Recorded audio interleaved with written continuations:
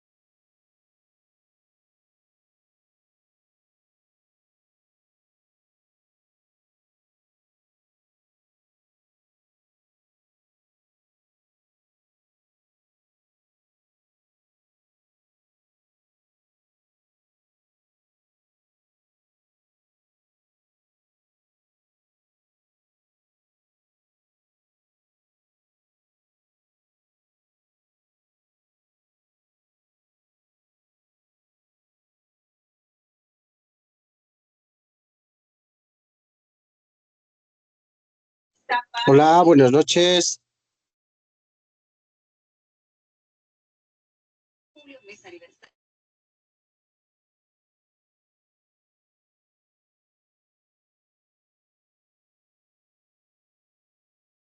Hola, buenas noches.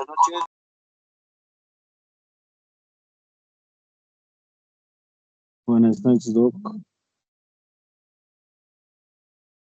Buenas noches. Vamos a guardar unos cuantos minutitos más ya. ¿A quienes se van a ir integrando a la clase?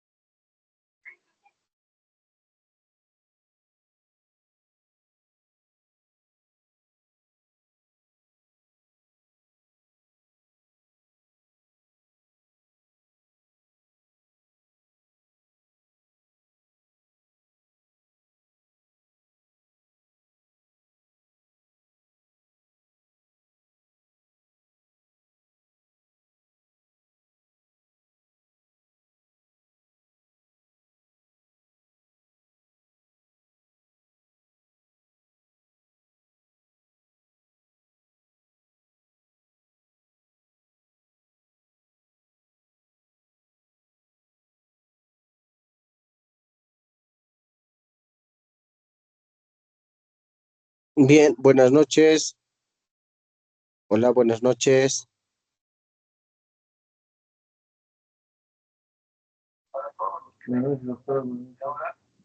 Buenas noches, ¿cómo Buenas noches, estás? doctor. Buenas noches.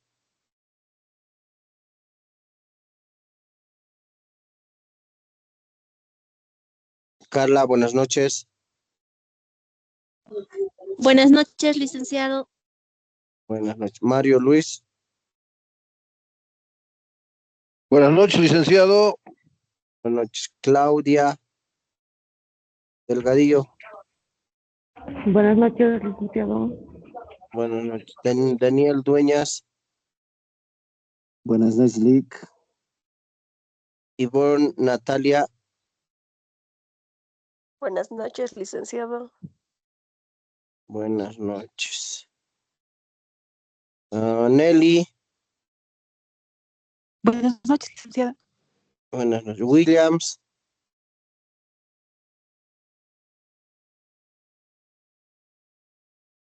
Williams y Israel.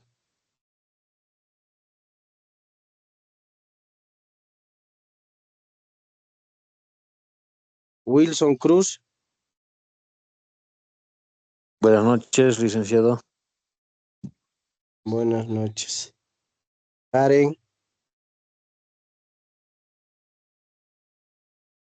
Presente, licenciado. Buenas noches. Ciro.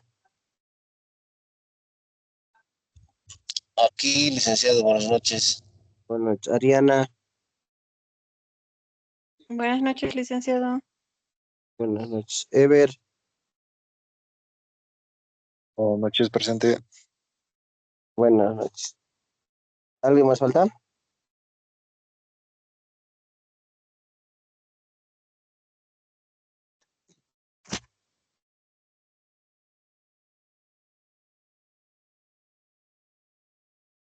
Bien, buenas noches, ¿cómo están? Vamos a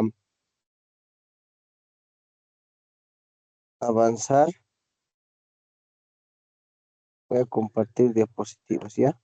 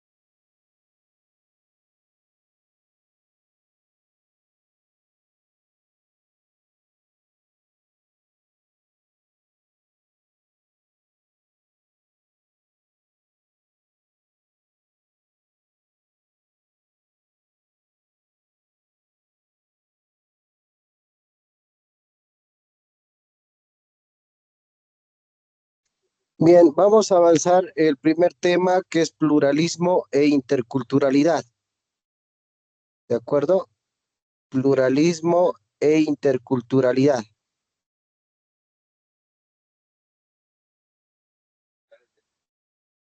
¿Se escucha? Sí, Liz. Perfectamente, doctor. Ya, muy bien, perfecto. Bien, entonces vamos a hacer referencia seguramente a, a este tema y voy a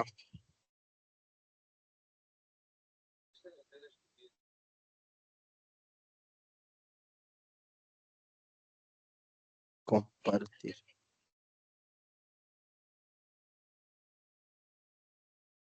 Bien,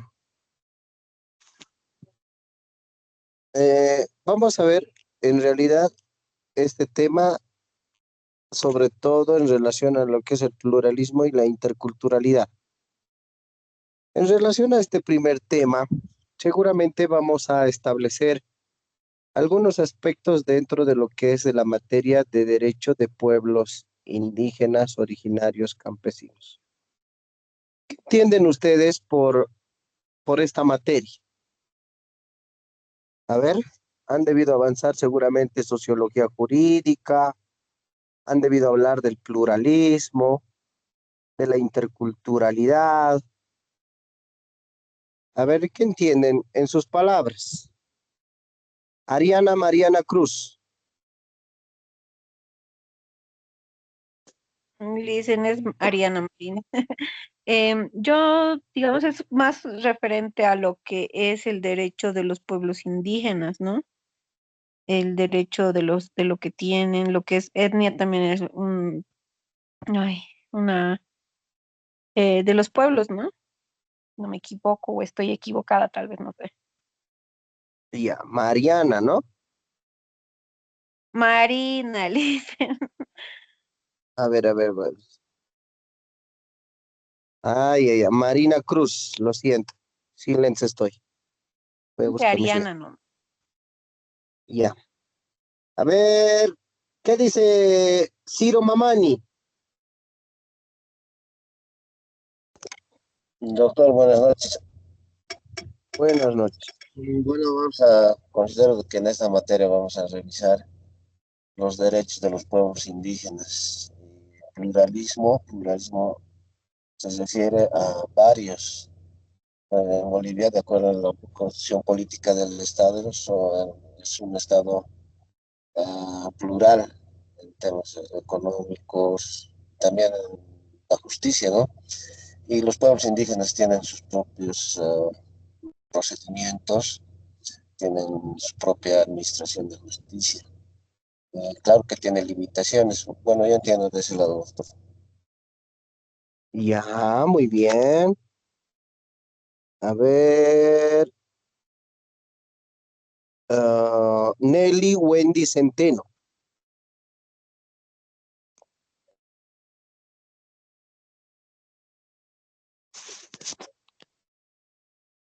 Nelly Wendy Eh, Centeno. sí, se refiere más que todo a la diversidad cultural que existe en nuestro país, ¿no? Toma todas las culturas y más que todo por la igualdad entre las culturas. Ya. A ver, Williams Israel.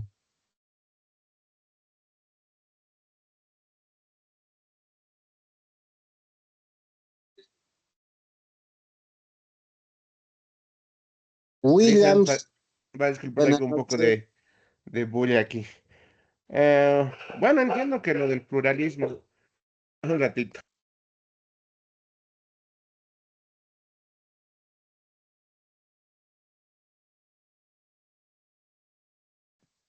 Entiendo lo del pluralismo, de que se conozca distintas culturas, todo eso, ¿no? Pero personalmente no estoy a favor de que se tenga una justicia indígena, no me parece, entre comillas, ridículo. Ya. Mario Luis.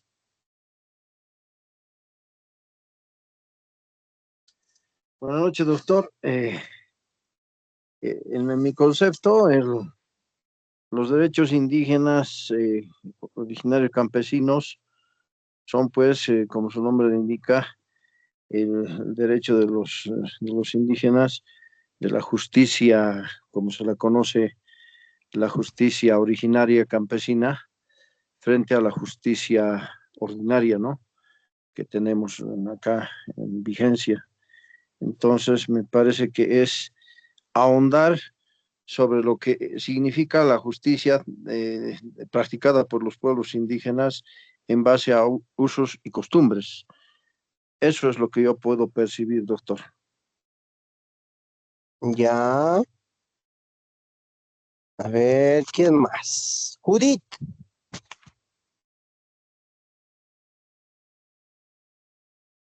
Buenas noches, doctor. De igual manera, yo lo puedo comprender que el derecho de los pueblos indígenas originarios se basa más que todo en lo que son sus costumbres, tienen sus formas de vida, sus creencias y de cierta forma también sus leyes, ¿no?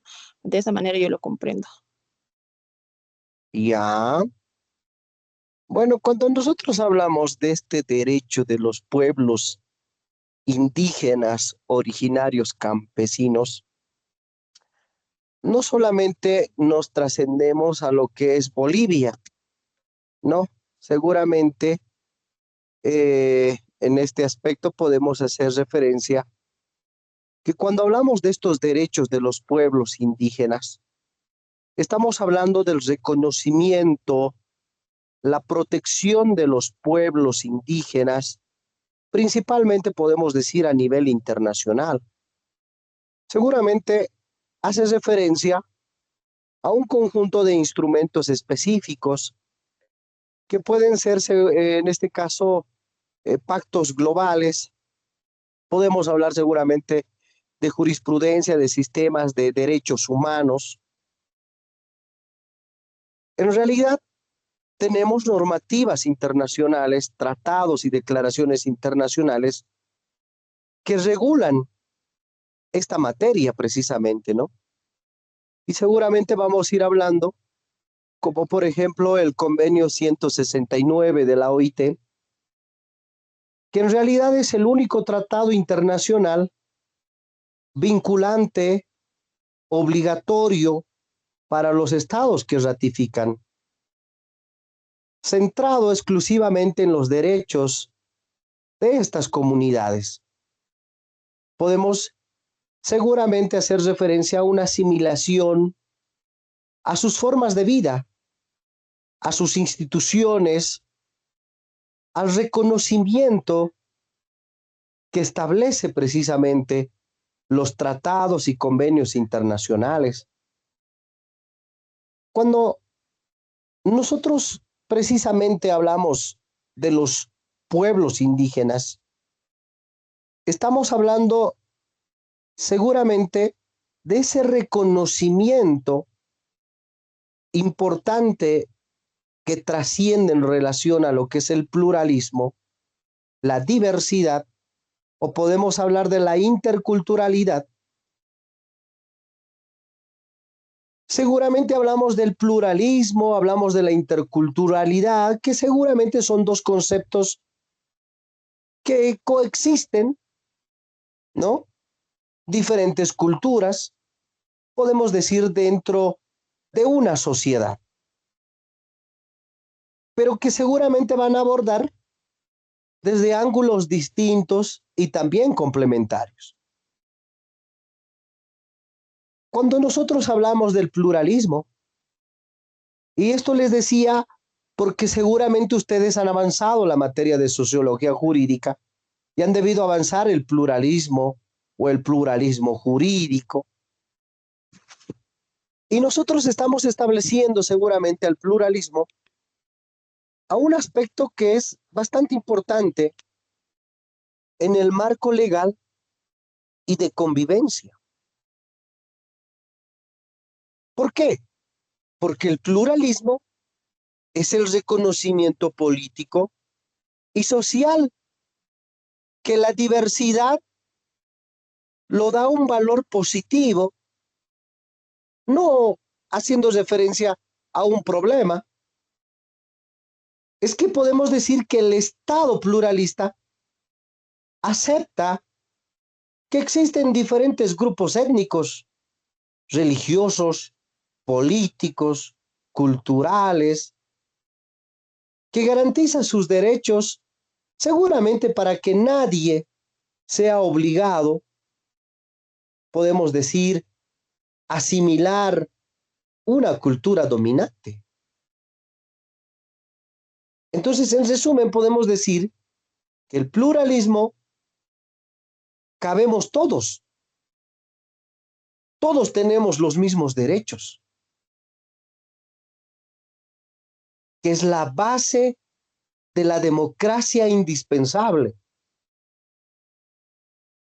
Y seguramente lo que nosotros establecemos con lo que se hace referencia a este convenio 169 de la OIT, porque seguramente vamos a hablar como la consulta previa, como tierras y territorio, ¿no?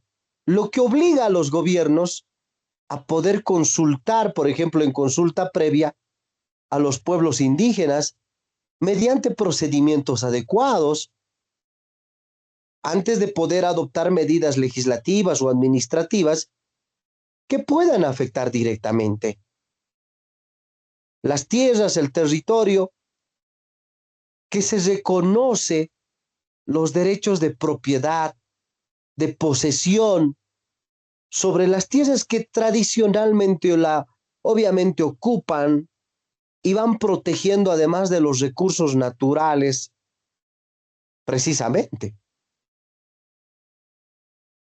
Es por eso que hacemos referencia a este convenio 169 de la OIT. O podemos hablar de la Declaración de las Naciones Unidas sobre los derechos de los pueblos indígenas. Aunque esta declaración no es un tratado vinculante, pero es una resolución de una asamblea general, como son las Naciones Unidas, y prácticamente posee un peso moral, político, jurídico, ¿no? Sirviendo de base para leyes, constituciones, precisamente en todo el mundo. Por eso es que hablábamos de la libre determinación, que seguramente es que los pueblos indígenas tienen derecho a decidir libremente su condición política, perseguir su desarrollo económico, social, cultural. O hablamos del consentimiento previo, que seguramente va más allá de la consulta previa, exigiendo el consentimiento de las comunidades antes de aprobar proyectos que afecten sus tierras, que afecten sus recursos, que pueden ser como por ejemplo la minería o entre otras. O seguramente podemos hablar de un sistema interamericano de derechos humanos que establece la OEA. En el ámbito regional de América Latina, existen dos herramientas fundamentales. La Declaración Americana sobre los Derechos de los Pueblos, ¿no? Lo que consagra seguramente estándares específicos para la región, protegiendo la identidad cultural, la propiedad colectiva, los derechos de las mujeres, jóvenes indígenas, ¿no? podemos hablar de una jurisprudencia de la Corte Interamericana de Derechos Humanos, que a través de sentencias históricas, como el caso de Sarayaku versus Ecuador, por ejemplo, la Corte utiliza tratados generales como la Convención Americana sobre Derechos Humanos para poder blindar el derecho a la propiedad colectiva de la tierra y también los recursos ancestrales, ¿no? Seguramente podemos hablar de derechos individuales versus derechos colectivos. A diferencia de los derechos humanos tradicionales que protegen seguramente al individuo, estos instrumentos internacionales seguramente van a poder innovar el poder reconocer derechos colectivos, entendiendo desde la supervivencia de una persona indígena, depende directamente de la protección de su comunidad, de su cultura, de su territorio ancestral. Entonces, estos reconocimientos son a nivel internacional, ¿no? Como decíamos, el convenio 169 de la OIT o la Declaración de las Naciones Unidas sobre los Derechos de los Pueblos, o también hablamos del Sistema Interamericano de Derechos Humanos, que seguramente son aspectos importantes, el reconocimiento, podemos decir, del ser humano, de la persona como tal, ¿verdad? Porque vivimos en una sociedad diversa. No todos somos iguales. Cada persona es distinta seguramente en el aspecto físico, en el aspecto de color de piel, en el aspecto de origen, ¿no? Estos reconocimientos seguramente se logran a través de estos o de estas instituciones internacionales. No solamente podemos hablar de pueblos indígenas en Bolivia, ¿no? Sino hablamos seguramente de manera general y vivimos en una sociedad diversa. Por eso les decía, ustedes han avanzado sociología jurídica y han debido avanzar seguramente el aspecto importante del estudio de la sociedad, el comportamiento en el ámbito político, económico, social, y etcétera, ¿no? Como nos dice prácticamente, son seguramente aspectos importantes dentro de la historia, ¿no? Desde que Bolivia, por decir, pues prácticamente era colonia, ¿no? Ya seguramente podemos hablar cuando hemos sido colonizados, ¿no? Pero ahora tenemos ese reconocimiento a nivel internacional. Entonces, lo que podemos decir, como por ejemplo decíamos el pluralismo, si hablamos de interculturalidad, ¿qué será la interculturalidad? Esa acción, intercambio, mientras que el pluralismo describe un escenario donde se respeta la diversidad. En cambio, la interculturalidad va un paso más allá. No se trata solo de que las culturas viven separadas, pero respetándose, eso sería más bien multiculturalismo, sino de cómo se comunican, de cómo dialogan, de cómo interactúan entre sí. La interculturalidad propone un encuentro entre culturas y se dé en condición de igualdad, promoviendo un aprendizaje mutuo. Seguramente reconocer que las culturas no son estáticas, sino que se transforman, que pueden enriquecer al entrar en contacto con otras. En resumen, la interculturalidad es que aprendemos el uno del otro y obviamente se construye algo juntos desde nuestras diferencias, ¿no? Entonces, estamos haciendo prácticamente aquel aspecto. Por ejemplo, podemos ver diferencias claves en el pluralismo. El reconocimiento y derechos es garantizar que las minorías tengan voz y voto en la sociedad. Lo que va a buscar evitar en el pluralismo es la discriminación, la asimilación forzada, el monismo cultural, una sola cultura oficial. Si hablamos de interculturalidad, podemos hablar de una relación y diálogo. ¿Qué quiere decir? Crear puentes de comunicación horizontal entre realidades distintas. ¿Qué es lo que va a buscar en la interculturalidad?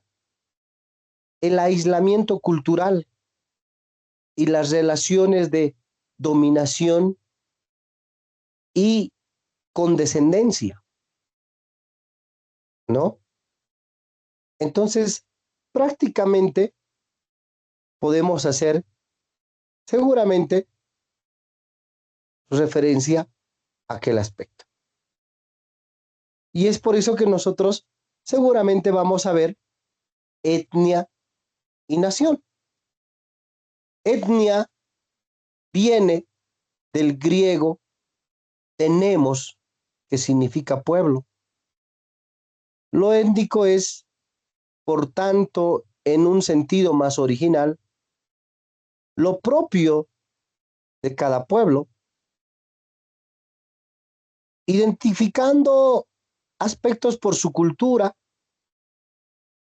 y la etnicidad es la identificación de los pueblos según sus rasgos culturales,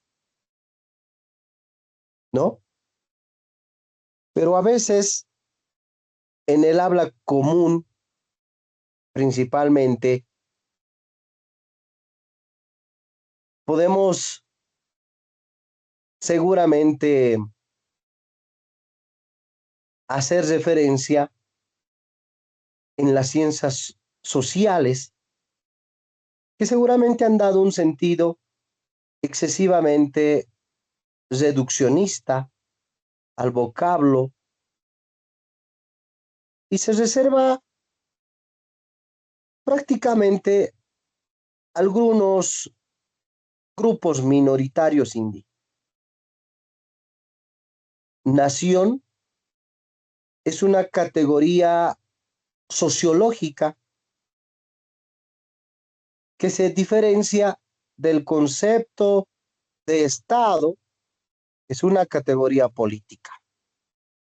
Nación es la sociedad natural constituida por seres humanos que habitan en el mismo territorio.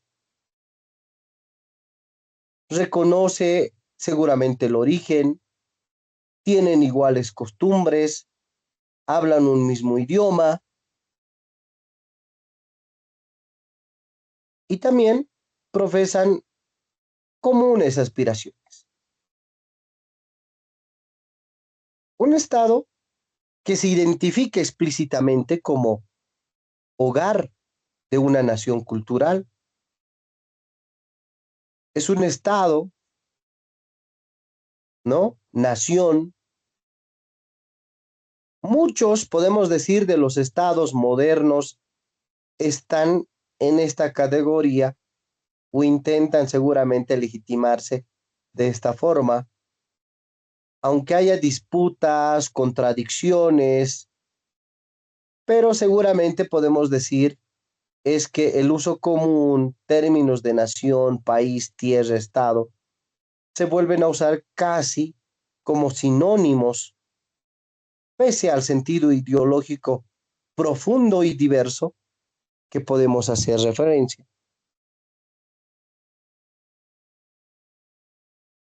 Max Weber, en el año 1919, prácticamente definió al Estado como una organización que reclama para sí con éxito el monopolio de violencia legítima. Es por eso que dentro del Estado se incluye instituciones como las Fuerzas Armadas, la administración pública, los tribunales, la policía, asumiendo pues que el Estado, las funciones de defensa, gobernación, justicia, seguridad y otras como las relaciones exteriores.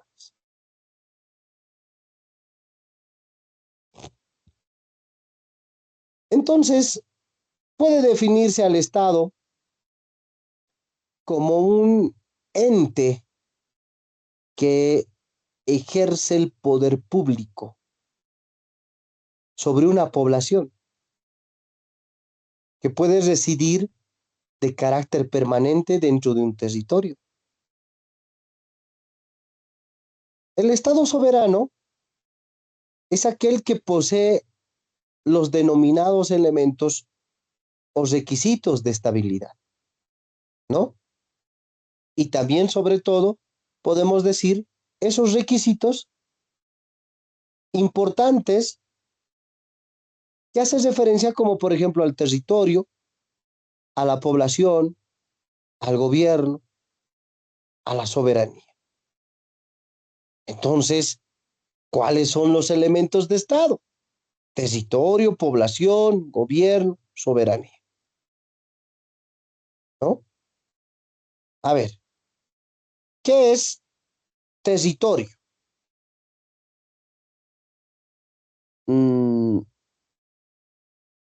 Sharon Mamani.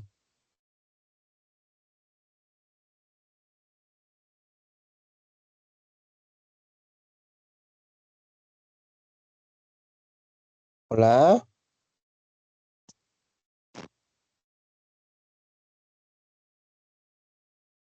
Sharon Mamani.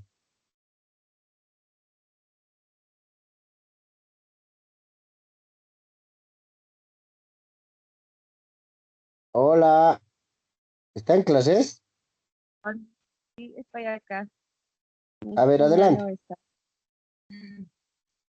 A ver, el territorio, podemos decir que es un espacio geográfico que pertenece, está bajo control de una persona, una comunidad o un estado. Bueno, por ejemplo, el territorio de un país está delimitado por sus fronteras. Ya. A ver.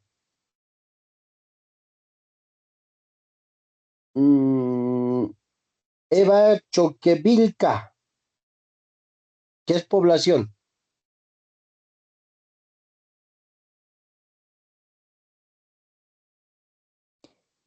Doctor, buenas noches. Acabo de ingresar, perdón. Buenas noches. ¿Qué es población? Población es un sitio, es un contexto, lugar, eh, puede ser occidente, oriente o valles. Bueno, población de personas, Bueno, de esa forma general lo entiendo, doctor. Ya. Daniel.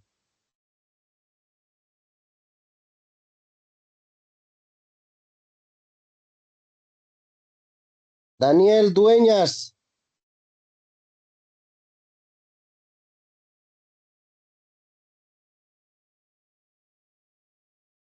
Daniel. ¿Está en clases, Daniel?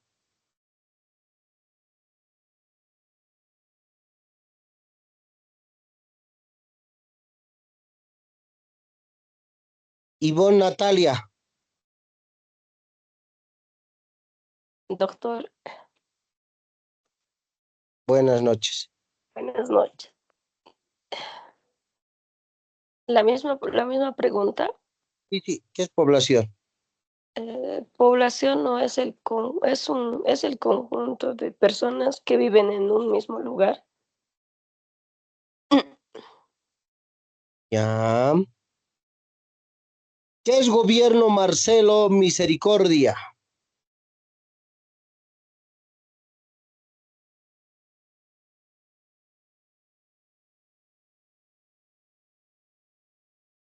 Marcelo Misericordia. El gobierno de la organización de actividades que administra el Estado. No te escucho bien. Hola. A ver, acércate más al micrófono. Hola, hola. Hola. Ahora sí. El gobierno de la organización de actividades que administra el Estado. Vigente el poder público y el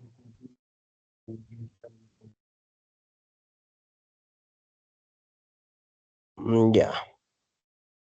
A ver. Carla Checa.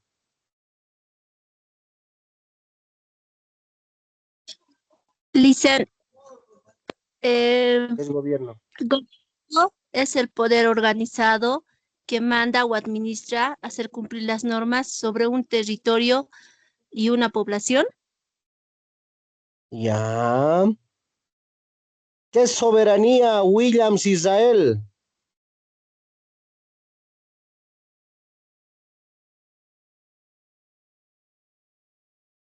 Dice, sería la capacidad de tomar decisiones por sí mismo, sin depender de nadie o rendir cuentas a nadie en sí. Ya. Bueno, territorio, cuando hablamos, ¿no? Elementos de Estado. Si van a dar examen de grado, acuérdense, les van a preguntar si les toca derecho constitucional o cualquier otra materia, se les ocurre preguntar cuáles son los elementos de Estado, les van a preguntar, ¿no? Ya saben, territorio, población, gobierno, soberanía. Porque les hacen preguntas hasta básicas que a veces no pueden responder, ¿no? Por eso vamos a repetir, algunos compañeros ya nos han ayudado en establecer estas definiciones. Entonces, territorio es el espacio físico que se extiende por el suelo, subsuelo, aguas interiores, espacios marítimos, espacio aéreo, ¿no? El territorio. ¿Qué es la población? La población es el conjunto de personas que habitan con carácter permanente dentro del territorio estatal y se vinculan en general al Estado a través de una nacionalidad, ¿no? Conjunto de personas que habitan con carácter permanente dentro de un territorio estatal. Gobierno es el órgano estatal que ejerce el poder público político que representa al Estado, ¿no? lo administra y lo ejecuta decisiones y compromisos asumidos, ¿no? Es el órgano estatal del poder público y político, gobierno. Y soberanía es independencia, toma de decisiones que se materializa a través de la autonomía, ¿no? El plano interno y el plano internacional, la autodeterminación, ¿no? Por eso es que decimos Bolivia es un país soberano. ¿Por qué? Porque es independiente.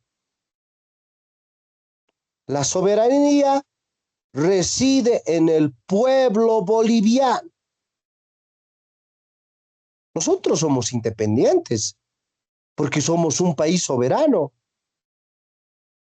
Nosotros no podemos permitir intromisión de extranjeros. ¿O es que nosotros nos metemos en la política de los argentinos, de los chilenos, de los peruanos? No, porque también ellos son soberanos. Y se respeta su independencia de su país. Ellos tienen su población. Y su población seguramente serán sus ciudadanos que habitan en su territorio, como nosotros habitamos en Bolivia, ¿no? Tenemos un gobierno que ejerce el poder político público, ¿no? Y obviamente el gobierno está en este momento a la cabeza del presidente Rodrigo Paz. ¿Quiénes lo han elegido? El pueblo boliviano.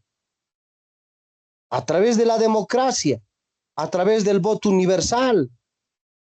Es el pueblo quien ha tomado una decisión. Es el pueblo boliviano quien lo ha hecho presidente. ¿No? Es por eso que les decía, por eso dice, no, la soberanía reside en el pueblo boliviano. Nosotros como bolivianos tomamos decisiones.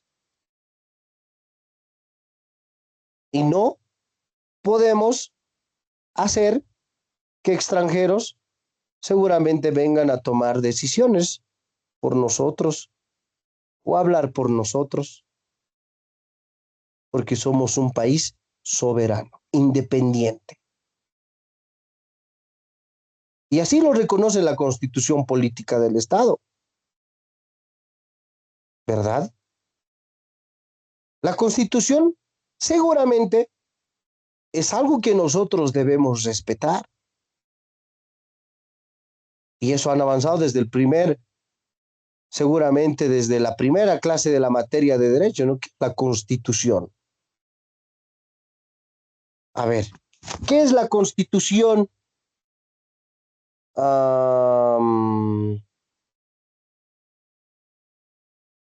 Zulma Miriam.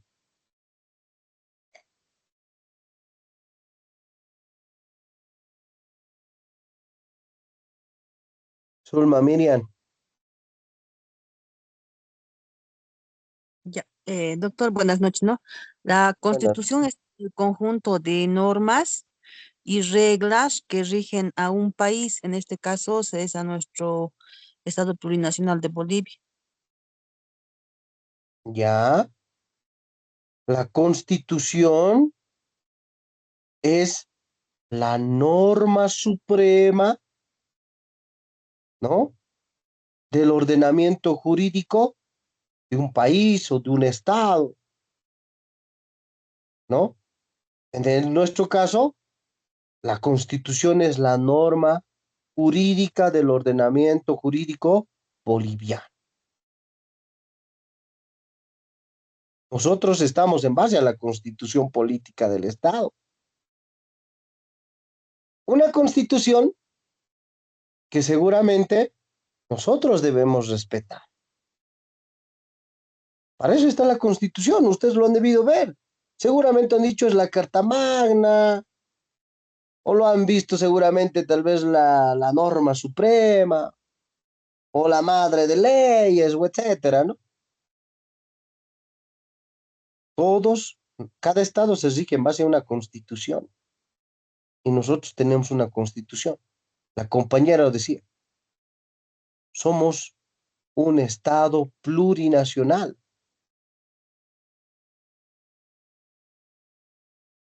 Seguramente podemos hacer referencia. Nosotros hemos nacido a la vida como república. Hoy por hoy somos un estado plurinacional, ¿no? Porque la Constitución nos dice que a lo largo de la historia hemos tenido dos constituciones, la de la República y la del Estado plurinacional. La de la República ha tenido modificaciones, seguramente en varias oportunidades, como 19 modificaciones.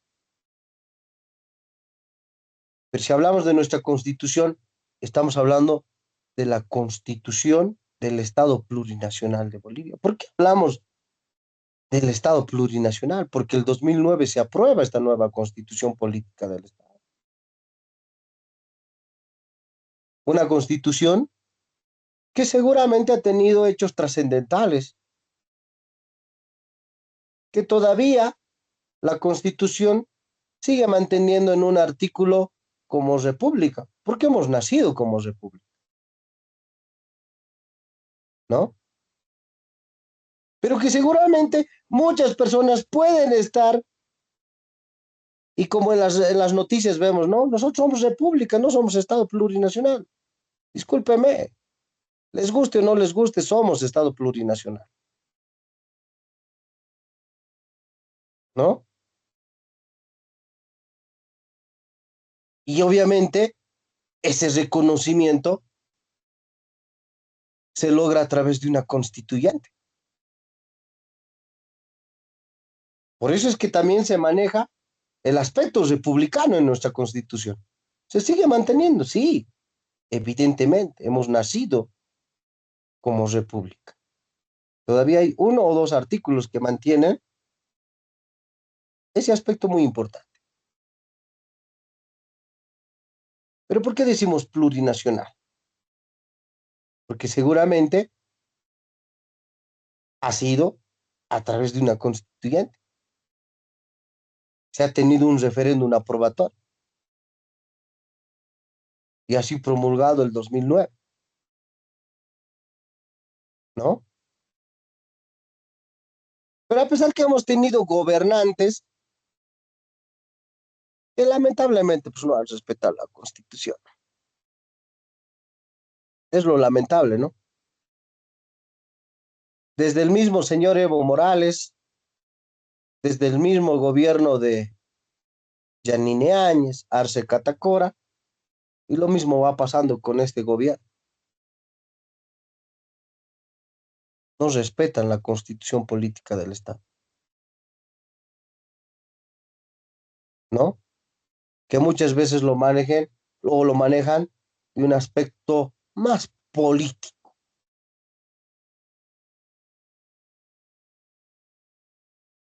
Por eso pues, el país está pues terrible, porque los gobernantes no han sabido respetar la Constitución, ¿verdad? Entonces, prácticamente podemos seguramente hacer referencia a estos aspectos. El multiculturalismo, de acuerdo con Giovanni Sartori, nos dice que es una política que promueve las diferencias étnicas culturales. No solo las acepta, sino que las incentiva, sin que exista una política de interculturalidad, ¿no? Llegando seguramente a una tolerancia entre culturas. El multiculturalismo sería contrario a una sociedad plural, o abierta, que es aquella que acoge inclusive a quienes lo rechazan, en lo que busca seguramente la conformación de una sola comunidad entre diferentes, ¿no? En una sociedad plural, entonces se reconoce el valor de la diversidad, ¿no? Y en definitiva, por ejemplo, este autor sostiene que el pluralismo, a diferencia del multiculturalismo, tiene por meta lograr la paz, en este caso intercultural. Para Catherine, nos dice que mientras el multi o pluriculturalidad parte de la pluralidad étnica o étnico-cultural y el derecho a la diferencia y opera principalmente por el reconocimiento y la inclusión dentro de lo establecido y la interculturalidad, que seguramente es de una manera que se ha venido proponiendo el movimiento indígena, que seguramente se centra en la transformación, la relación entre pueblos, nacionalidades, grupos culturales, pero también sobre todo del Estado, de sus instituciones sociales, políticas, económicas, jurídicas y políticas públicas. Bolivia, como Estado pluralista, es que el Estado reconoció en los años 1990 los derechos de los pueblos indígenas, procedió a institucionalizar mecanismos de participación política. El gobierno de Gonzalo Sánchez de Lozada ha adoptado reformas que han transformado la gobernanza del país y fueron seguramente aprovechadas por los pueblos indígenas para poder desarrollar nuevas herramientas de lucha. En 1994, la Ley de Participación Popular, que otorgó personería jurídica a las comunidades indígenas y campesinas, lo cual permite, entre otros efectos, que los ayllus se inscriban en el registro de sus nuevas organizaciones territoriales, como OTBs o las OTB, creadas por ley. Los ayllus son un tipo de organización territorial y política ancestral en las tierras altas de Bolivia desde los años de 1980. Una corriente del movimiento indígena boliviano, asociado al Consejo Nacional de Ayllus y Marcas del Collasuyo, que es el CONAMAC, empezó a reconstruirlos como una forma de ejercer autonomía fuera de la institucionalidad oficial. El pluralismo hace referencia a otra innovación importante en los años 90. Fue la ley del INRA, Instituto Nacional de Reforma Agraria, que reconoció por primera vez la posibilidad de crear territorios indígenas en tierras bajas, bajo la denominación de tierras comunitarias de origen. A través de estos, los pueblos indígenas de las tierras bajas empezaron a construir su autonomía bajo una figura legal, respondiendo a un pedido de varios años que evidentemente se evidenció en una esfera pública a partir de la primera marcha indígena en 1990. En las reformas de 1994 de la Constitución, incorporan el carácter de pluricultural.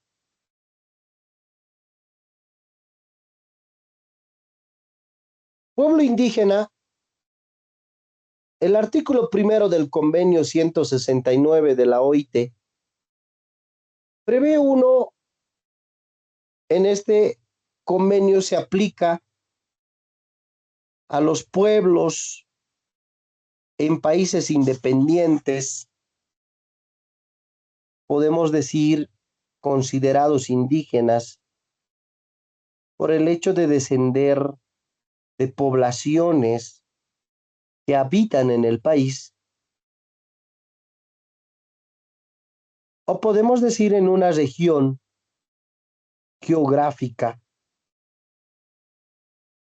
seguramente a la que pertenece el país en la época de la conquista o la colonización o del establecimiento de las actuales fronteras estatales, y que cualquiera sea la situación jurídica, conservan todas sus propias instituciones sociales, económicas, culturales, políticas, prácticamente.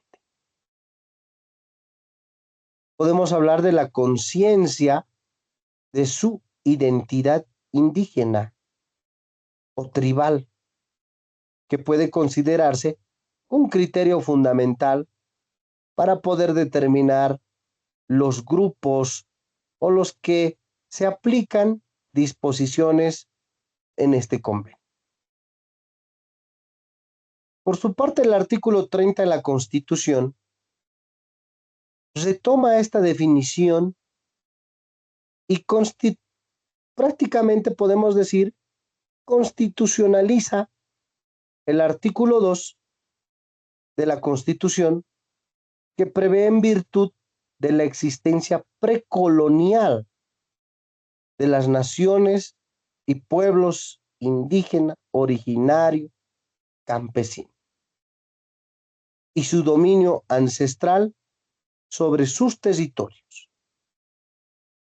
Garantiza su libre determinación en el marco de la unidad del Estado, destacando prácticamente como rasgo diferenciador y también podemos decir ancestralidad.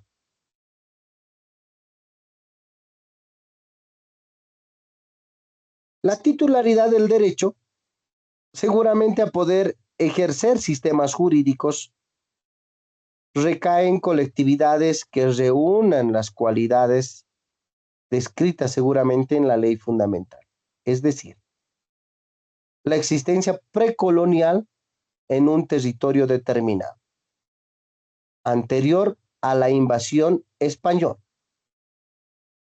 continuidad histórica, cultural, territorial, idioma, con una finalidad de preservar y transmitir a nuevas generaciones sus instituciones políticas, jurídicas y sociales.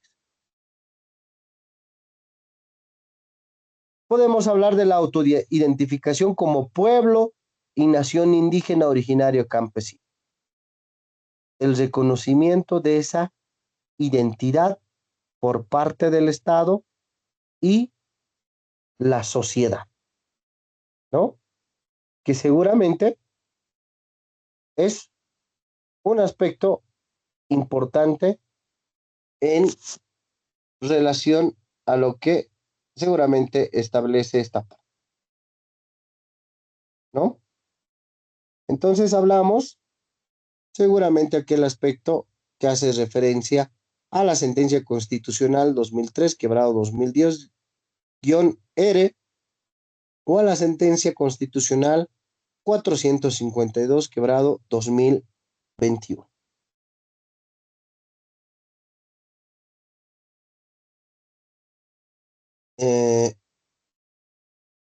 A ver, aguárdenme un momentito.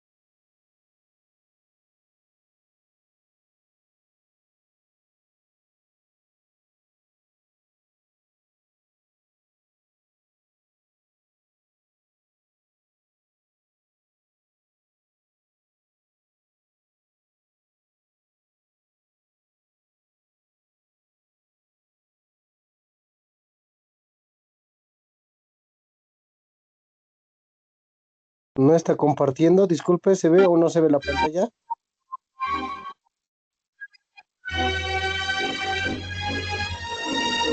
No se ve, doctor. No, nada. Ya, a ver, un ratito, espéreme. Entonces. Ahora sí, ahora sí. Ya. ¿Se observa?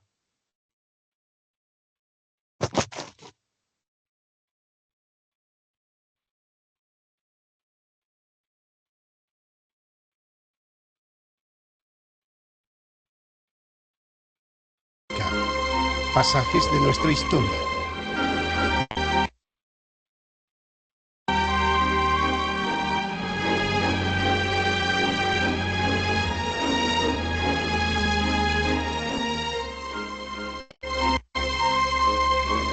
Wayrakunaka hayakuna simita apamu taytayllapa villakun tanyayakun shamushka ñukanchi achachilakunaka muskuyta charipashka hatun apu uyarichka o Viracocha hatun ayllu Kambashimita Mañachi. En el corazón de los Andes, entre los grandes atas, está el dios Viracocha. Viracocha es 1 y es 4. De él emanan Viracocha, Pachayachechic, que domina el norte, el Chinchasuyo, Tucapo Viracocha, que domina el occidente, y el Contisuyo,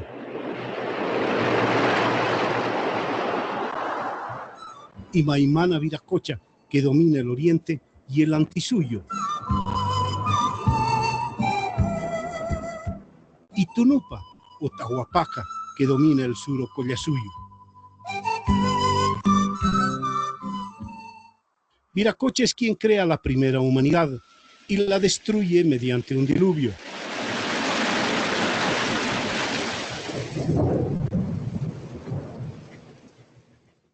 Después de un tiempo de oscuridad e intensas lluvias, hace que el sol y la luna emerjan en las entonces llamadas Islas Titicaca. Viracocha es posiblemente el personaje central de la Puerta del Sol de Tiahuanacu y representa al antiguo dios creador. 20.000 años antes de Cristo comienzan a aparecer los primeros rastros de piedra trabajada por los hombres americanos. Es la cultura vizcachani que tiene ya el trabajo de la piedra más sofisticado. Paralelamente a la presencia humana en la zona, hacia el 5000 antes de Cristo, se produce una gran sequía que termina con el lago gigante y separa los salares de Coipasa, Uyuni y los lagos Uruuru y Popó. Aparecen importantes testimonios de arte rupestre que van desde las siluetas de manos de los artistas pintadas en la piedra hasta las siluetas de animales tan característicos en la región como las llamas. Después vienen los vizcachani, huancarani y chiripa. También está la cultura moyo, los chipayas y los urus cerca del lago Popó. Simultáneamente aparece una de las dos más importantes culturas prehispánicas en la región andina, Tiahuanacu, que va a tener presencia no solamente alrededor del lago Titicaca, sino en otras regiones que van desde el sur del Perú hasta el norte de Chile. Importantes centros arqueológicos alrededor del lago Titicaca, como Huancarani, Tiahuanacu, Chiripa, Lucurmata y Pucara, son una demostración de la extraordinaria importancia de lo que viene a ser el equivalente al mar Mediterráneo en el núcleo andino, el Titicaca. Tiahuanacu es una cultura altamente sofisticada, con ejemplos extraordinarios en los tejidos, la cerámica, la orfebrería y particularmente la arquitectura y la escultura, en la que el pulido de la piedra y el trabajo de las figuras tiene una categoría muchas veces no igualada. la pirámide de Acapana, Calasasaya, Pumapunku, el centro ceremonial del Imperio Tiahuanacota y la demostración de su alto nivel de desarrollo. Por una parte, las extraordinarias figuras de la Puerta del Sol, con su profunda simbología, y por supuesto, los imponentes monolitos como el Ponce, el Fraile o el gigantesco Benet, la figura más importante de las estelas Tiahuanacota del periodo clásico. Entre 1100 y 1450 aparecen los señoríos aymaras. Los propios collas, pacajes, callahuayas, mollos y sahuaya son quienes van a mostrar su presencia en el escenario andino y en lo que fue el área de influencia de Tiahuanaco. Es aquí donde podemos identificar la identificación y aparición del mundo aymara. La construcción de estos señoríos con sus propias características y su propia lengua, y sobre todo un carácter indómito que acompañaría esas culturas a lo largo de los siglos y siglos.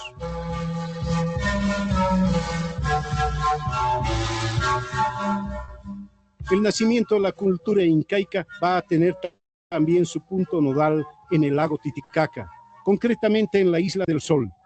Allí fijan los propios incas su punto de partida, Manco Cápac y Mama Ocllo, que han recibido el mensaje divino que indica que la varita que lleva en la mano Manco Cápac será la que defina el lugar de creación del imperio. Allí donde él pueda hundirla sin ninguna dificultad es donde se fundará la ciudad cuna del imperio de los incas. El lugar sería el Cusco. Son las 5 de la tarde del 16 de noviembre de 1532. Es la plaza de Ucujamarca, en el norte del imperio incaico. Un hombre de pequeña estatura, de 57 años, con casco y coraza, tiene que tomar la decisión más importante de su vida. Responde al nombre de Francisco Pizarro y ha nacido en Trujillo, España, a más de 10.000 kilómetros de ese lugar. El español está al mando de 62 hombres a caballo y 106 peones. Un total de 168 europeos que esperan su momento decisivo. El inca Atahualpa ha llegado desde su campamento a un par de leguas de la ciudad acompañado de 6.000 hombres desarmados. Está en el centro de la plaza. El fraile Vicente de Valverde va al encuentro del monarca indio junto al intérprete Felipillo. Se acerca al emperador y le entrega un misal y le dice que allí está la palabra de Dios. Atahualpa recibe el objeto, lo mira desde varias puntas y lo tira al suelo sin comprender qué es lo que le dicen. El cura vuelve corriendo y entre gritos menciona un sacrilegio. Suena el disparo del arcabuz y al grito de "a mí, Santiago", el reducido ejército español arremete contra los 6.000 soldados y al emperador incaico. La imagen es estremecedora. De todas partes, en medio de explosiones como rayos, los caballos también acorazados y con cascabeles en las patas, montados por esos jinetes barbados y de casco metálico, hacen un estruendo indecible frente a la masa indígena que acompaña a Atahualpa. El objetivo es derribar las andas donde está el Inca y allí se dirige el grueso de la caballería española. Tras un forcejeo, el Inca es derribado, tomado e inmediatamente trasladado a uno de los templos. Entre tanto, los jinetes españoles, con las espadas toledanas de acero templado, están cortando brazos y cabezas a centenares de miles de indígenas.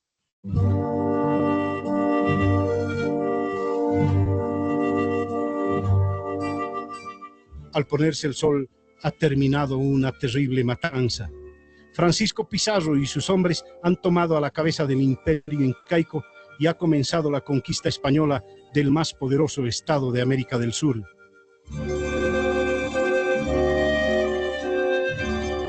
El 26 de julio de 1533, en la plaza de Cajamarca, Atahualpa es sometido al garrote y muerto por los españoles.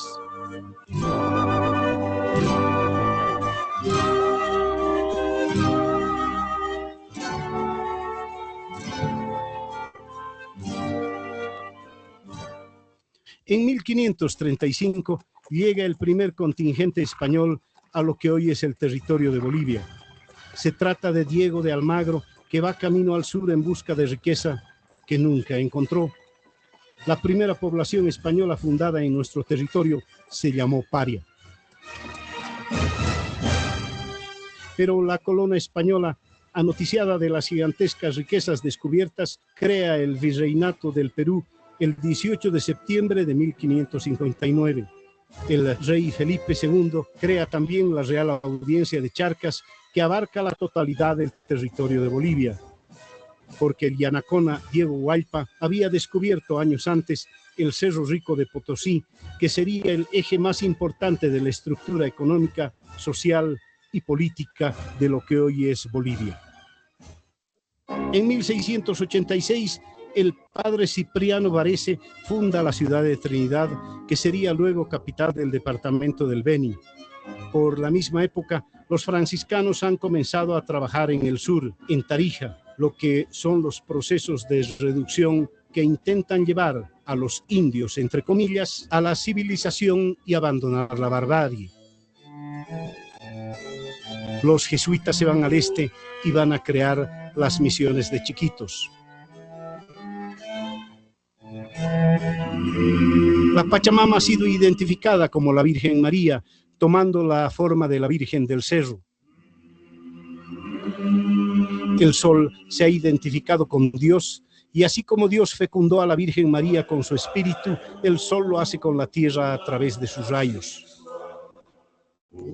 La nueva sociedad ha mezclado el poderoso pasado prehispánico y el periodo colonial para dar lugar en medio de la violencia, la sangre y la confrontación, pero fecundando un nuevo espíritu y una nueva visión del mundo, que es el mundo mestizo americano, que también le toca a lo que luego sería Bolivia. Pero hay un momento en el proceso de explotación sistemática que ha llegado para los indígenas a hacerse insoportable, mientras la España imperial está entrando ya en una decadencia terminal. Las viejas voces de la tierra han llamado a Tupac Amaru en el Cusco y a Tupac Katari en La Paz en 1781 y en 1782, donde se produce el gran levantamiento indígena que cerca la ciudad andina. Tupac Amaru y su frustrado intento de toma del Cusco termina con la muerte del rebelde, pero la llama ya está prendida. En el Alto Perú, Tomás Katari está también en la línea de la rebelión en la región de Chayanta, pero es apresado y finalmente muerto. Julián Apasa es el hombre que va a protagonizar los grandes cercos contra la ciudad de La Paz. Adopta el nombre de Tupac Katari y cierra los caminos de acceso al Valle Paceño y va a mantener un sitio de varias semanas. Tras el primer cerco, los indígenas vuelven a tomar posiciones y esta vez construyen un dique para inundar la ciudad, pero este revienta antes de tiempo sin causar el daño esperado.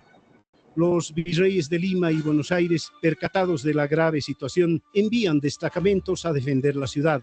Llega entonces el general Reseguín, enviado de Buenos Aires. Derrota a las huestes de Tupac Katari, quien tiene que replegarse al santuario de Peñas. En la batalla es apresada y asesinada la heroica mujer del caudillo, Bartolina Sisa, jefa activa de la rebelión. Pocos días después del episodio, Tupac Katari es traicionado por un compañero, Tomás Incalupe, que lo entrega a los españoles y hacen lo mismo que se hizo con Tupac Amaru. Atado de brazos y piernas a 4 caballos, es descuartizado. Sin embargo, han sido varios meses en la primera mitad de 1781 que preanuncian la caída del Imperio Español.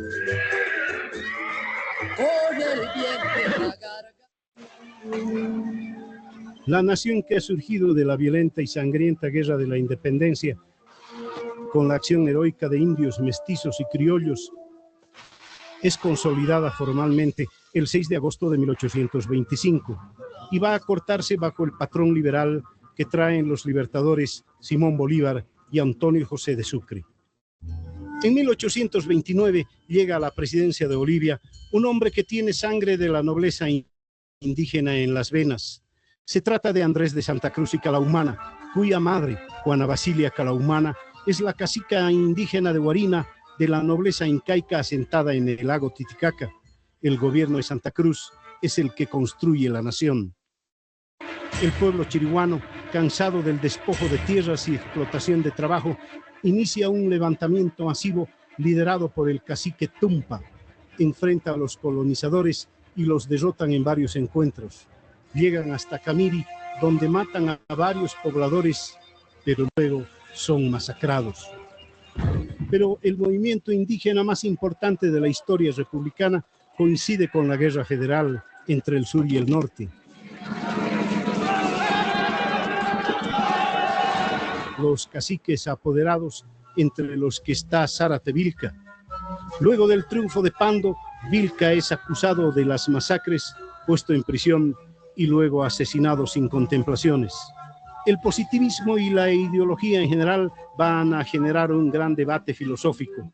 Alcides Arguedas y Franz Tamayo representan dos visiones encontradas de la sociedad boliviana. En Pueblo Enfermo, Arguedas establece una visión terriblemente negativa del mestizo, indicando que tiene los peores defectos del blanco y del indio. Entre tanto, Tamayo, con una postura vitalista, indica que el futuro del país está en manos de los indígenas, que son superiores por la fuerza telúrica y por la fuerza de su raza a los conquistadores europeos y que acaban imponiéndose sobre ellos. En 1945, el presidente Gualberto Villarroel convoca al primer Congreso Indigenal de la historia del país. Allí la medida más importante será la eliminación del pongueaje. En ese Congreso, nacido en parte por iniciativa de dirigentes campesinos, está Francisco Chipana Ramos, conocido como el Rumizonco o Corazón de Piedra. El proceso histórico sigue en 1952. La revolución que va a cambiar la faz de Bolivia y que va a colocar al país en el siglo XX tendrá una significación tan profunda e importante sobre el mundo indígena que muchos han creído que se podía considerar más importante para quechuas y aymaras que la propia independencia del 6 de agosto de 1825. El 2 de agosto de 1953, el presidente Paz Estenssoro decreta la reforma agraria. Esta firma, estampada bajo la serenidad del cielo iluminado por la claridad del día, elimina el latifundio y anuncia una nueva aurora para los campesinos. Con el principio básico sustentado en la tierra es de quien la trabaja. La revolución va a establecer una política de integración de la zona andina con los llanos siguiendo el modelo del Plan Bohan. Allí comienza un proceso de colonización y el traslado que sería masivo de los años 90 y principios del siglo XXI de indígenas quechuas y aymaras que comienzan a trabajar la tierra en las fértiles llanuras del oriente boliviano. En 1979 se crea la Confederación Sindical Única de Trabajadores Campesinos de Bolivia, cuyo primer secretario ejecutivo es Genaro Flores. Es ya un movimiento autónomo con su propia concepción de las cosas. La línea del pensamiento indígena, que tiene su precursor en Fausto Reinaga, va a dar lugar al catarismo. La base del pensamiento catarista es: vamos a mirar el mundo desde nuestra perspectiva. Vamos a recuperar nuestra propia tradición y vamos a estructurarnos a partir de nuestra historia. Momentos de crisis histórica como la relocalización por la caída de los minerales da lugar al seguimiento de traslados masivos a la zona del Chapare, donde se produce coca. En 1990 surge uno de los movimientos más importantes para reconocer a una región del país y para sus habitantes. La llamada Marcha por el Territorio y la Dignidad. El mundo indígena que los llanos quiere también un espacio en la sociedad boliviana. Fue en esa década, en los años 90, cuando el aymara Víctor Hugo Cárdenas sería elegido el primer vicepresidente indígena de nuestra historia.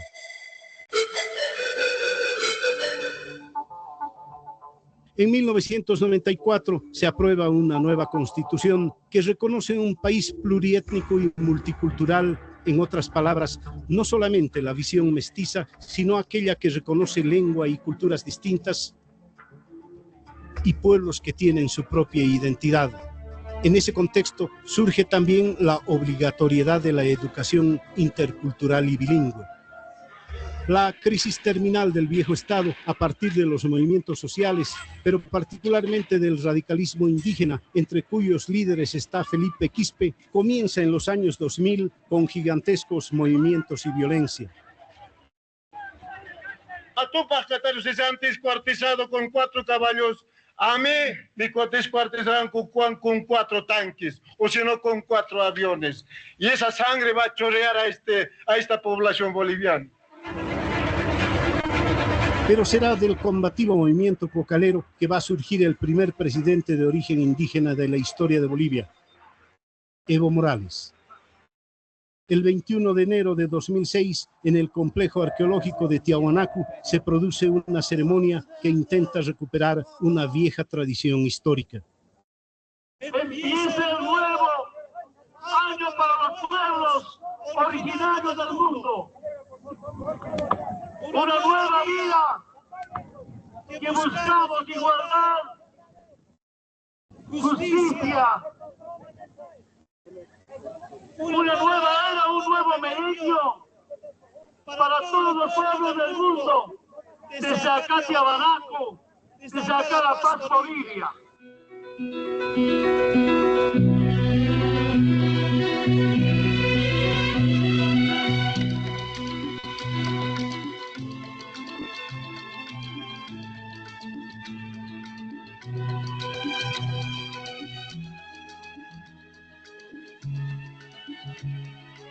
La larga saga histórica de los indígenas bolivianos, desde el mito de Viracocha hasta un indígena en la presidencia de la República en el siglo XXI, marca uno de los caminos más dolorosos, fascinantes y profundos de la historia de Bolivia.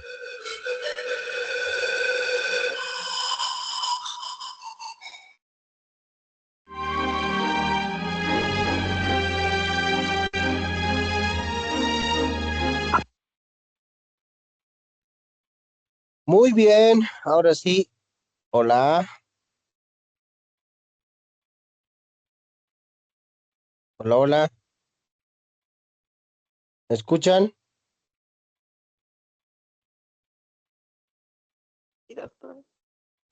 Ah, ya, Sí, muy bien. doctor. Perfecto, bien. A ver, prácticamente ya hemos visto el video por si acaso, ¿no? Así que hay una actividad, hay una tarea, ya pueden realizar en base a este material que hemos observado, por favor, a lo que establece precisamente, ¿no? A ver, opiniones, comentarios. Estamos para poder escuchar, a ver, ¿qué han entendido? ¿Qué les llama la atención?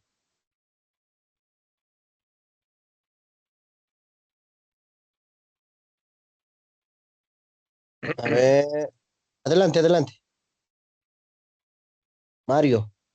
Doctor, bueno, en el video nos muestra todo en este caso, todo un historial, podríamos decir, ¿no? De lo que se ha significado el movimiento indígena desde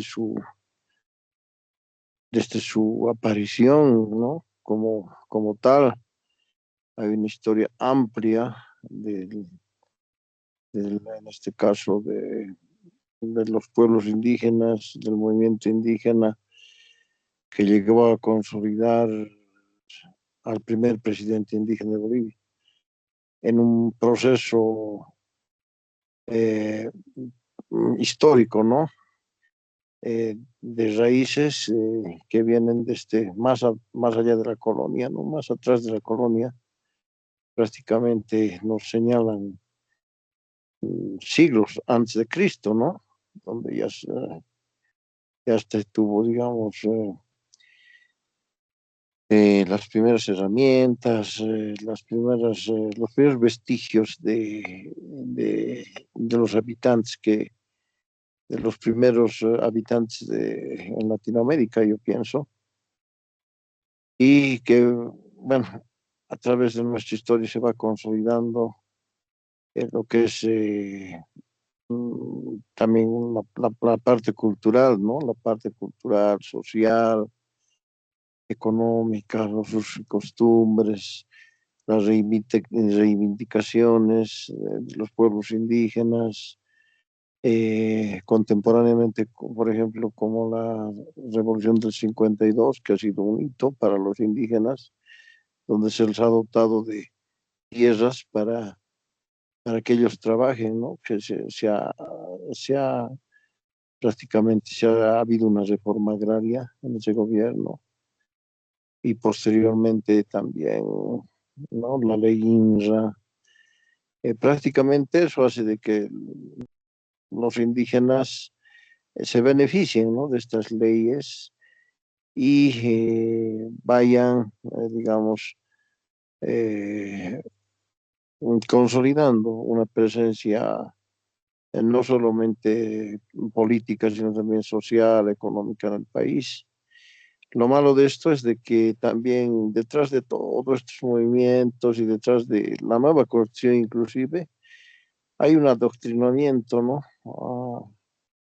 Hay una manipulación que se hizo, una manipulación en masa que se hizo de los indígenas, ¿no? Para beneficio de grupos. Tal vez los indígenas apoyaron, bueno, por consigna, por sangre, ¿no? Pero finalmente, bueno, no cumplieron, yo creo, los gobernantes que pusieron a los indígenas al 100% con ellos, ¿no? Ni con el país. Hubo más que todo, la nueva constitución también se cambió. Yo fui parte de la Asamblea Constituyente y la nueva constitución fue por consenso de todas las fuerzas. Fue un acuerdo de todas las fuerzas, pero con algo relevante, ¿no? Que el MAS pactó con todas las fuerzas políticas, que no es que el MAS tuvo la mayoría, ¿no? Sino que pactó con las fuerzas políticas para sacar una constitución, digamos, dividida, de fuerzas políticas divididas, ¿no? Hay esta presencia de derecha, la llamada derecha, los llamados movimientos que se presentaron en ese momento, ¿no? Como, por ejemplo, había una sigla de Patria Insurgente, no sé cuántos movimientos, pero la cuestión fue prácticamente, fue consensuada. Es muy interesante el video, doctor, me gustó mucho, prácticamente es una pequeña novela, ¿no? De todo el proceso social, cultural, político que vivieron los pueblos indígenas hasta la actualidad. Y yo creo que va a enriquecer en este caso, nuestro conocimiento para empezar ya a conocerlo, la realidad de los pueblos indígenas, ¿no? Muy bien, gracias Mario, muchas gracias. Sí, ¿no? Entonces es bastante interesante poder conocer seguramente aquellos aspectos históricos dentro de lo que es la materia, ¿no? Si bien se habla ya de algún aspecto colonial y eso mucho más antes, podemos decir dentro de este aspecto, entonces seguramente ha tenido pues a lo largo de la historia una situación de marginación durante muchos años. Y bueno, yo creo que también en clases ya vamos a estar conversando el día sábado, interactuando ya quizás tal vez a más a detalle, ¿no? Entonces, tal vez alguien más que quiera opinar, comentar. A ver.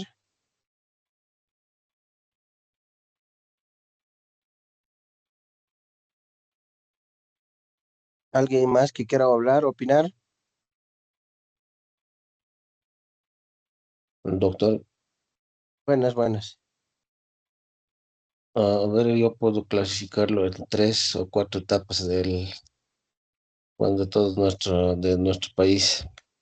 Ahora, una primera etapa sería de la colonización, la invasión de los españoles, 500 años de opresión, 200 años de la República, una falsa liberación porque la República se sigue sometiendo a los pueblos indígenas, sigue las tasas, los impuestos, y ahora en estos, bueno, sería cuántos, 14, 15 años del Estado plurinacional, con una nueva constitución que precisamente trata de recuperar los derechos arrebatados durante la colonización a los pueblos indígenas. No es que en Sudamérica no había civilización, y era una civilización más avanzada que los de los europeos. Por eso es que muchos no se explican cómo era la ingeniería tan precisa de los incas. Entonces, yo lo puedo clasificar así: con esta nueva constitución se trata de recuperar esos derechos de los pueblos indígenas. Y ya ahí no viene lo político, que lo han mencionado, pero principalmente eso es lo que trata de ilustrarnos el video. Gracias, doctor. Muy bien, Ciro, muchas gracias. Sí, ¿no? Bueno, creo que de alguna otra manera hay algunos aspectos interesantes poder conocer seguramente en relación a la materia. Entonces yo creo que ya el día sábado vamos a estar interactuando, cambiando opinión, comentando. Entonces también es importante, y obviamente los que ya han visto pues este video también es, bueno, pues un poco de la historia y de poder conocer pasajes seguramente históricos. Y obviamente también la actividad que está programada pues en base a este video, ¿no? Bueno, tampoco quiero cansarles mucho, seguramente han ido a trabajar, deben estar cansados, agotados. El día sábado nos vamos a encontrar en clases correspondientes para poder seguir con el avance y también continuar con la materia, ¿no? Y obviamente no se olviden realizar sus tareas, sus actividades, ¿no? Son actividades que están en la plataforma ya, ¿no? Entonces, con eso estaríamos culminando la clase correspondiente el día de hoy. Bueno, tal vez alguien tiene alguna pregunta, consulta. Doctor, una consultita. Las actividades según la que usted las puso en la plataforma, ¿son manuscritas las actividades, las tareas? Sí, todas las actividades O, son manuscritas. ya, o sea, nosotros tenemos que Ya elaborar, sábado estamos tenemos que desarrollar la tarea, tomar una fotito, volverlo PDF y subirlo. Eso yo entiendo. Sí, sí, exactamente. Hasta el día sábado están habilitadas las tareas, es manuscrito y como dice, lo toman fotito, lo escanean en PDF y lo suben. Ya, muchas gracias, doctor, por la aclaración. Listo, muy bien. Bien, con eso estaríamos culminando. El día sábado nos encontramos en clases. Que tengan un buen resto de jornada, que Dios los bendiga, descansen bien, buenas noches, hasta el día sábado. Buenas noches, gracias, doctor. Buenas noches, compañeros. Gracias. Hasta luego, doctor. Buenas noches a todos. Buenas noches, hasta luego.